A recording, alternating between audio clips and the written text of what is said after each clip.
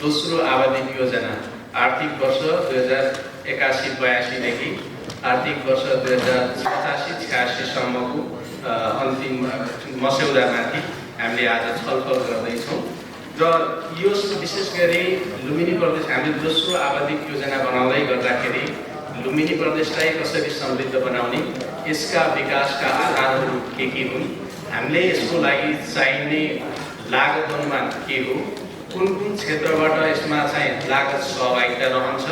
र कुन क्षेत्रको चाहिँ हामीले 18वटा जुन यो विषय इन्डस्ट्रियल क्याटेगोराइजेसन गरेका छौँ, यसमा चाहिँ 18वटा जुन राष्ट्रिय लेखामा जो नेसनल अकाउन्टिङ सिस्टम अन्तर्गतको जुन क्षेत्रहरू छ, यस क्षेत्रमा कसको कन्ट्रिब्युसन कति, यी विषयहरूलाई पनि आज हामीले यसमा छलफल गर्नेछौँ र यसलाई लुम्बिनी प्रदेशको समग्र विकासको पूर्वाधार विकास जुन चाहिँ हामी कनेक्टिभिटीको कुरा गर्दैछौँ, सामाजिक विकास जसलाई चाहिँ हामी ह्युमन क्यापिटल डेभलपमेन्टदेखि लिएर सोसियल भ्यालु क्रिएसनको कुरा आज गर्दैछौँ, वातावरणसँगको अनुकूलता हुने गरी विकास निर्माणलाई कसरी सहजीकरण गर्ने, सुशासनलाई कसरी व्यवस्थापन गर्ने, हाम्रो संस्थागत क्षमता विकास र व्यक्तिगत क्षमता विकास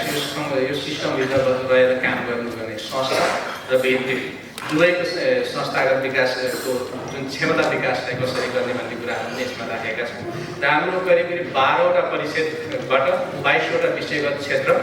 र 505वटा जति हाम्रो इन्डिकेटरहरू इस्टाब्लिस गरेर हामीले काम गरिरहेका छौँ। यसको समग्रमा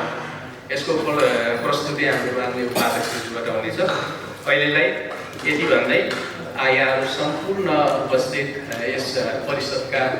सदस्यहरू लगायत आमन्त्रित सबैजनालाई एकमुष्ट हार्दिक स्वागत गर्दै बिदा हुन्छु। नमस्कार, धन्यवाद।